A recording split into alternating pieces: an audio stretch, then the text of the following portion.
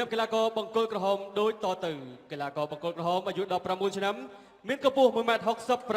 ទម្ងន់60គីឡូក្រាមដែលមានបទពិសោធន៍ប្រកួតនៅលើសង្វៀនចំនួន73ដងឈ្នះ59ដងចាញ់12ដងនិងស្មើ2ដងក្នុងនោះក៏សពដូរដៃគូតស៊ូតាមលក្ខណៈបច្ចេកទេសចំនួន24ដងមកពីក្លឹបប្រដាល់រាហូកីឡាខេត្តបាត់ដំបងដែលមានគ្រូបង្ហាត់គឺលោកឈុតសេរីលោកស្រីនាងកញ្ញាជាទីមេត្រីក៏សូមណែនាំឲ្យស្គាល់ផងដែររាហូមាខេត្តបាត់ដំបងឈុតសេរីវ៉ាន់ថោបារីឯកីឡាករបង្គោលខៀវមានវ័យ22ឆ្នាំកម្ពស់ 1.70 ទម្ងន់60គីឡូក្រាមធ្លាប់ប្រកួតចំនួន63ដងឈ្នះ44ដងចាញ់16ដងនិងស្មើ3ដងហើយធ្លាប់ដួលដៃគូតស៊ូឲ្យស្លាប់ចំនួន18ដងគឺជាកីឡាកររបស់ក្លឹបប្រដាល់ពុទ្ធសិរីវង្សពោធិ៍សែនជ័យនៃក្រសួងការពារជាតិគ្រូបង្ហាត់គឺលោកណនរិទ្ធនិងលោកយុនសេរីយ៉ាលោកស្រីនាងកញ្ញាជាទីមេត្រីក៏សូមស្វាគមន៍កម្ពុជាអ្នកប្រដាល់មកពីខេត្តត្បូងឃ្មុំពុទ្ធសំបូ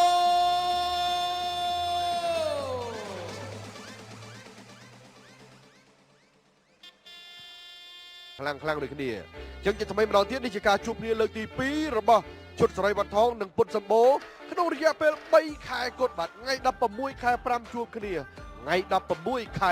8ជួបគ្នាម្ដងទៀតនេះជាការប្រកួតក្នុងប្រភេទទម្ងន់60គីឡូក្រាមពីភេសជ្ជៈបើកម្លាំង Red Arm ទឹកទី1អ្នកបាត់ដំបងប៉ះអ្នកត្បូងឃ្មុំបាទផ្លាត់ទៀតឬយ៉ាងណាថ្ងៃនោះខ្ញុំចាំបានថាពុទ្ធសម្បូរទេជាអ្នកវាយជុតសេរីវ៉ាន់ថងឲ្យស្ទើរតែស្រុតក៏ប៉ុន្តែការផ្លាត់បាទការផ្លាត់ធ្វើឲ្យសេរីវ៉ាន់ថងដាក់តែមួយដៃទេបាទគឺធ្វើឲ្យពុទ្ធសម្បូរឡប់ទៅវិញ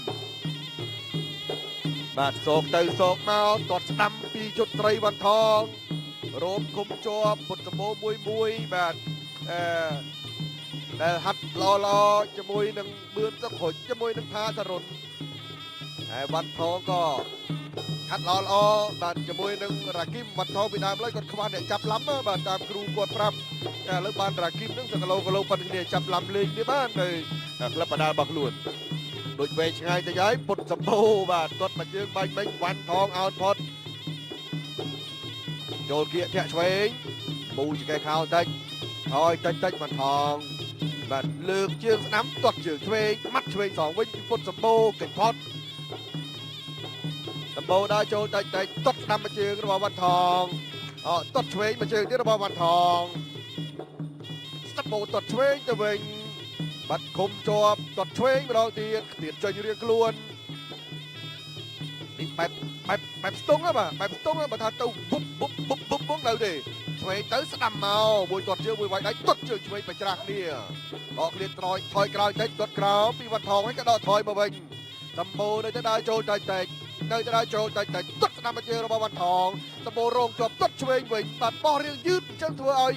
វ៉ាន់ថងគាត់គិតឃើញបាទគាត់ក្រាបទាន់ពេលវេលាអោនទាន់ពេលវេលាម្ដងជាពីរដងដែលវ៉ាន់ថងទាត់ផ្ទុកឃុំទៅលើពុតសម្បូរផ្នែកខាងលើចលោស្ដាំធាក់ឆ្វេងសម្បូរថយផុតបាទចលោឆ្វេងម៉ាត់ស្ដាំប្រុងសម្ដៅដងខ្លួនសម្បូរនៅតែថយផុតចលោឆ្វេងធាក់ស្ដាំសម្បូរថយផុតបាទថយបាទស្រូវមិនត្រូវផុតឥឡូវកាប់ជើងក្រោមម្ដងមិនធ្វើឲ្យពុតសម្បូរថយច្រើនណាស់ណាទេអាយមិនចេះគាត់ក្លាស់ជើងក្រោមអូយខូចចតុលឥឡូវទាត់លើកាប់ក្រោមអូយខូចចតុលបាទជុតសេរីវ៉ាន់ថងដែលធ្លាប់ទាត់ថៃឲ្យខូចចន្ទល់កាលពីចំនួនគីឡូ57ឥឡូវឡើង60ពុតសម្បូរត្រឹមតែមួយទឹកបាទគាត់ញិចបេះអាក្រៅបាទបេះក្រៅ1 2ហើយបេះក្នុងបេះក្រៅ1 2បេះក្នុងបត់ទាត់បត់ចន្ទល់បាទខូចចន្ទល់ពុតសម្បូរទៅទេបាទ3ខែមុនស្លាប់ទឹក2មកទល់ថ្ងៃនេះអត់ស្លាប់ទេ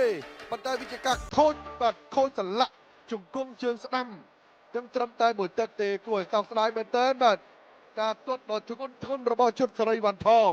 ទៅលើពុតសម្បូរធ្វើឲ្យគេគ្រាចោលពីលើសង្វៀនហើយមើលចោលបាទនៅពេលដែលជុតសេរីវ៉ាន់ថងគាត់ដឹងថាវិធីទាត់ក្នុងរបស់គាត់បាទត្រឹមតែមួយទឹកប៉ុណ្ណោះ អ្នកប្រដាល់មកពីខេត្តបាត់ដំបងបានផ្ដួលអ្នកប្រដាល់មកពីខេត្តត្បូងឃ្មុំជាលើកទី2ជើងធន់បាទជើងធន់នេះជាអ្វីដែលបងប្អូនកំណត់សម្គាល់ដែរគឺជើងធន់របស់វ៉ាន់ថោបាទ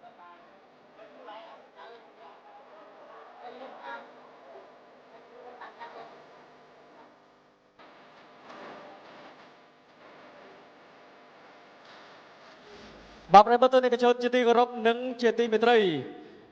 ដោយផ្ដួលដៃគូបបងការប្រកួតនៅក្នុងទឹកទី1ដូច្នេះជ័យជំនះបានទៅលើកីឡាករបង្គោលក្រហមឈុតសេរីវ៉ាន់ថោ